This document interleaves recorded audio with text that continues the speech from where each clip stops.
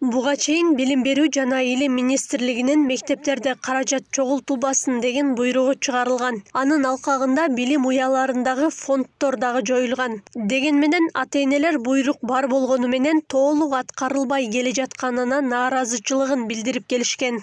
Үй бүлөсү бүтүн үй бүлө бар, колунда жок үй бүлө бар. Баланы мында карап турсаң эле экиге бөлүнүп калат да балачы. Ошон үчүн туура эмес деп эсептеймин. Мектептерде ата-энелер акча чогултушуна мен каршымын. Себеби буга чейин президент тарабынан, тиешелүү жетекчилик тарабынан ата-энелер мектепке акча чогултпасын деген бир канча жолу чечимдер чыккан. Мектеп жакшы каржыланса жакшы болот. Анан жетишпеген учурда ата-энелер да жардам берип турган жакшы болот өзү. Ата-энелер өздөрү каалап чогултуп, өздөрү балдардын келечегине китеп истеп ушундай чогулса, конечно, өздөрү үчүн да. Заставить кылбаса. Туура эмес. Себеби кээ биркиси бере албайт, акча кыйналышат. Баягы иштегендер, эки жакта иштегендер ошолор берип атышат да.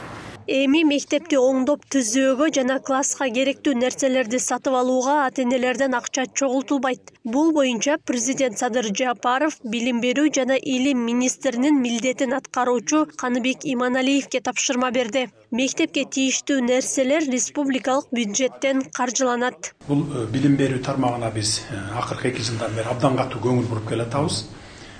Мунун бюджети билим берүү тармагына мурда 29 миллиард сом болчу. Азыр биз 49 миллиард сомго көтөрдүк. Дээрлик 2 эсе көпкө көтөрүп бердик.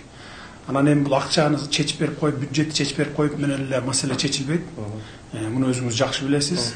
Мугалимдердин деңгээлин, сабак берүү деңгээлин, өзлөрүнүн билим деңгээлин өтө жогорулатыш керек. Ошон үчүн көп мындай физикалык түрдө, мындай практикалык түрдө иш алып барыш керек.